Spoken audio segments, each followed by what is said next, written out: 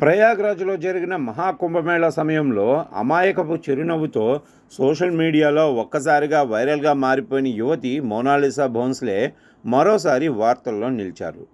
కుంభమేళా సందర్భంగా పూసలు అమ్ముకుంటూ కనిపించిన ఆమె వీడియోలు సోషల్ మీడియాలో విపరీతంగా వైరల్ కావడంతో రాత్రికి రాత్రే ఇంటర్నెట్ సెన్సేషనల్గా మారిపోయింది. కేవలం 18 ఏళ్ల వయసులోనే లక్షలాది మంది అభిమానులను సంపాదించిన ఈ యువతి తర్వాత సినీ రంగంలోకి అడుగుపెట్టడం కూడా విశేషంగా మారింది. ఇదిలా ఉండగా తాజాగా మోనాలిసా తన ప్రియుడు ఫర్మాన్ ఖాన్ని వివాహం చేసుకోవటం పెద్ద చర్చకు దారితీసింది. కుటుంబ సభ్యుల అభ్యంతరాల మధ్య తిరువనంతపురంలో పోలీసుల రక్షణ మధ్య ఈ వివాహం జరిగినట్లు తెలుస్తోంది.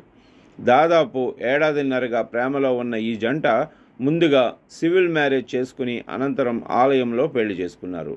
అయితే ఈ వివాహంపై ఆమెను సినీ రంగానికి పరిచయం చేసిన దర్శకుడు సనోజ్ మిశ్రా సంచలన వ్యాఖ్యలు చేశారు. మోనాలిసా ఈ వివాహాన్ని ప్రేమతో కాకుండా ప్రలోభాలకు లోనే చేసుకుందని ఆయన ఆరోపించారు. ఇది ప్రేమ వివాహం కాదని, లవ్ జిహాద్లో భాగమని ఆయన వ్యాఖ్యానించారు.